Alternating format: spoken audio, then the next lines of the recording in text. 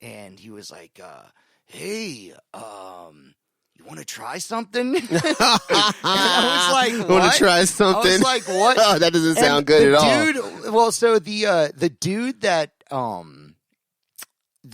that was the sushi chef there, he was from Laos. So he grew up with all types of waterfowl and things like that, chickens, ducks, geese, whatever. Mm-hmm. So he knew how to clean them, butcher them, and all that shit. So he went ahead, did the fucking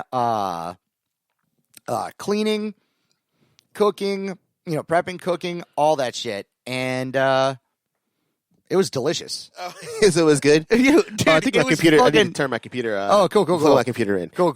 Yeah, you're good. Keep going. But yeah, it was like totally fucking delicious. It was a legal goose. He cooked the goose, and yeah, man, it was so good. And you think about it, it's like, oh, it's basically roadkill. But then when I thought about it, though, it's like probably the best roadkill you could get because people come and feed the geese all the time. It's not like it's not like the fish in the lake and bird park that are eating garbage. Like the geese eat bread. And roadkill is cool if it's quick. If you get, as long as it's laying in for a million years. I mean, if people a deer or something, man, it's just indestructible. A deer would destroy your car. It is definitely fine. Well, the deer, no, the deer isn't indestructible. Dude, I saw on I think it was Nature's Metal post. They had the aftermath of a car and a deer, and they said the driver survived. And I actually have no idea how the driver would have survived. Because the deer's antlers were where the driver's head would be. That's disgusting. It was very disgusting. But shit happens, man. I mean, it's unfortunate. Deers are really cute and stuff, but they overrun everything and fuck up crops. Giant vermin. Habitats. I mean, it's not it's our fault. Of course. I mean, what is it? Oh, the stream went down. I needed to plug my computer up. Oh, it's all good. We'll come back on that. Yeah. But yeah, it's I mean, it sucks. That's another thing. I'm into the idea of hunting recreationally. Really? But when it comes to certain animals, I don't know if I can do it. And the way doing it, I don't think I could butcher an animal live. Actually, I know I would not be comfortable with that because I was at a place where they were doing it, on a pig farm. But farmers, they just pick up, if it's a suckling pig, they just pick it up and basically OJ it and what? You butcher, James. No. To kill it, the fastest way to kill it is you have to you cut its throat. Oh yeah, but you have to go all the way to the spine, to do it to bleed out as fast as possible. We get it, man. But dude, it is. Yeah, I know. You just like to talk about blood. Oh man, it is so fucked up. But if you're doing it with a gun, I think that'd be the easiest. People talk about bow hunting, and bow hunting is not like gun hunting. Even if you hit it, you would have to hit an elk or a deer directly through their heart to kill them. Yeah, bow hunting is really, really ridiculously hard. I think they said the crossbow hunting is cheating though. Yeah. They said that's not fair or whatever. Still the same thing. An arrow doesn't kill as quickly as a bullet.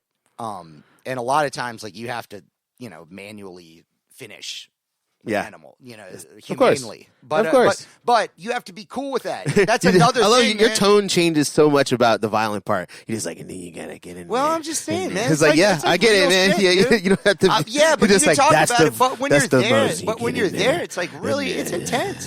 It's it's very jarring. Yeah, it's real. It's very jarring and yeah, you don't really know how you're going to... You think you might be cool to go hunting. No. But then when you see the stuff, you may not be. No, I did it in Scouts. Yeah. And it definitely was a make or break thing for us, half of the kids that were there or not. What type of animal hunting? Oh, we did... we didn't hunt. We set traps. So squirrel, rabbits. raccoons and stuff like that. No raccoons. Raccoon will fuck you up, man. No, but I mean accidentally catching a raccoon. No. You don't actually. They got hands. Dude. You don't accidentally catch raccoons, dude. Like they're smart. They're smart. Yeah, they would go into your backyard and open the trash can with their hands. Yeah, dig through they can get out of traps. Yeah, you're right. You're right. They're too smart, man. But yeah, I do miss though fish. A lot of people think they can do fish, but until they see it. My mind, dude. I was gonna say I do miss fishing. My grandfather and my father used to do that shit. Yeah, and like I used to go with them, and it was fucking crazy because the ocean, and we were in Chesapeake Bay most of the time, but sometimes we do ocean fishing. Right. You like if you go deep, not even like by the wrecks where it's bottom fishing, and you'll pick up things that you didn't intend to catch, and that is really cool, especially when you're like 12 years old. Yeah, and you've never seen shit like that before, or in person. Yeah, in person. Yeah, I remember as a kid we would catch turtles by accident all the time. Really, all the time. Where was this? This is in Hampton, like in Newport News too. I guess sometimes we went to Huntington, but forget the name. You were like up in the inlets, right? We would sometimes just go to piers, like off Huntington Beach or off of I don't know why I can't remember the name of it right now. But you're past where all the naval docks are and everything. Yeah, all past all that. Yeah, up in there. Yeah, I mean? Totally. And we would catch turtles a lot, and turtles were kind of crazy because it was hard to get the hook out of them. It is hard to get it out without hurting them, too. Without hurting them. But then they started making the hooks that are small, thin enough that once they got back into the nasty water, the hook would either like come out or dissolve or whatever. Good. But that's the most humane possible way. Some people just eat turtles. You know what I mean? Well, I'm not into that. I know a dude that like knew how to prepare them, and there was they had gone, and that's exactly what happened. They went fishing. They did catch a turtle, and he goes, I know how to cook that, and I never get to like have turtle that I know is fresh. It's fresh safe. Turtle, yeah. Like he's like they were in a place where it was like this was from Weird Market. No, it was not. They were like in a maybe even a national. I'm saying park, that's where you would normally see a turtle is from Weird Market that you shouldn't be. Starts fucking flus. But yeah, dude. Exactly. But supposedly it's really, really, really good if you do turtle soup. I've tasted turtle soup. I couldn't. It was just like not a moral thing, but just I couldn't get over it. It was too weird. Really, it was just too weird. I think alligator is kind of too weird too. I've tried it. It's chewy. I'm just like, it's not for me. I've had it, and I haven't had a good representation of it. Maybe, you know what? I can always say that's true about anything. But the weird thing about the turtle, one of my buddies that was on the trip where they got to eat turtle, fresh turtle, was that he said when the guy had killed it and put it back in the fridge to preserve it, he killed it and like cleaned part of it, most of it, the guts, but it was still like moving. Every once in a while. Yeah, and that is not, it was dead and everything, but that is like a reptile thing and like a fish thing. There's like no nerves or something. Yeah. It's just firing off. Reptiles. When I was a kid though, man, we had like fish were creepy. They do stuff like that. Yeah. You'd like, I'd be in the kitchen. My grandmother would be like cleaning the fish like my grandfather caught, and she'd pick up one of them and it would just start moving on the fucking counter. Fish? Yeah, that's crazy. Yeah. That means it stayed alive in the bucket or something. No, it isn't stayed alive. It's dead. It's because it's not breathing anymore. Yeah. It's just neurons or whatever firing off. It's just firing. Yeah. They don't have a nervous system. No, brains. They just have. I think they have a nervous system and it just reacts. No brain or something. Yeah. Like goldfish only have a 6-second memory. Yeah. That's nuts, man. Yeah. To think about. I mean, that's dope. I mean, science fucking rules. It's science it's rules. Yeah.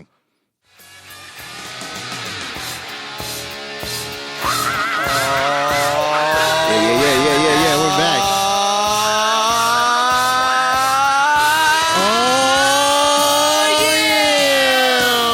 Boy. All right, we're back. All right, text the boys and tell them we're back. Stream went down, but we're still chilling here. What's up in the podcast folk has just been with us the whole time chilling. You know what I'm saying? Yeah, man. What was that we were about to talk about? I can't remember what I was going to say. So I want to talk about The Forest. Last week, games. I mentioned I had bought Yes. a new game on the PlayStation 4. Game is called The Forest. It was on sale for $10. Half price, $10. It originated as a PC game back in, I think, like 2014 or 2015. In 2018, I believe it was introduced on console. Okay. So it's, yeah, I know what you're talking about. Yeah, that type of thing. Anyway, I'd never played it. I was kind of in the mood for something that was a horror game.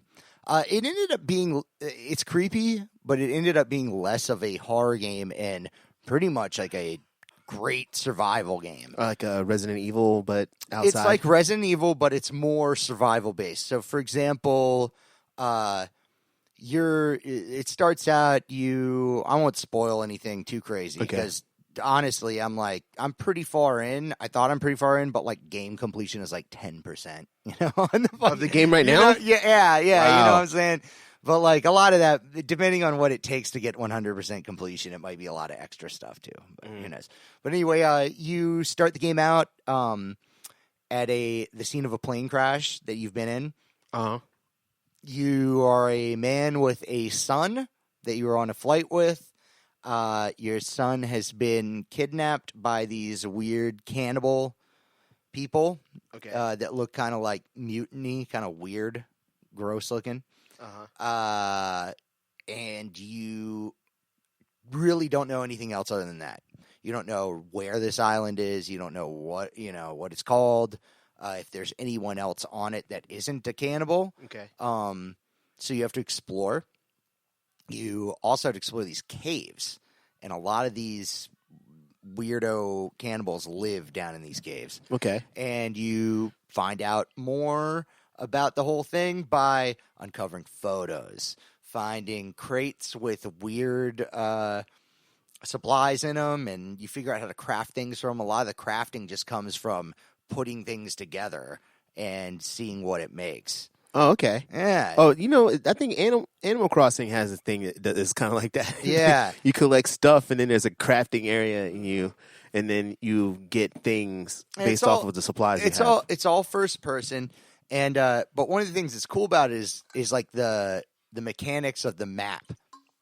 You actually have a physical map and a compass that you have to equip and hold to look at, like in real life, and. Dude, it's really annoying. It's really annoying not having a heads-up display that has a actual mini map on there. Like you have to hold the map up and look at it and situate yourself with the compass, like in real outdoor survival stuff. Wow, that sounds fun. Yeah, and then you craft shelters. You can make a houseboat and do all this shit. But it gets into weird stuff. There's no guidelines though. There's a small to-do list that kind of autofills, but it's really just explore this, explore that, find your son, that type of thing.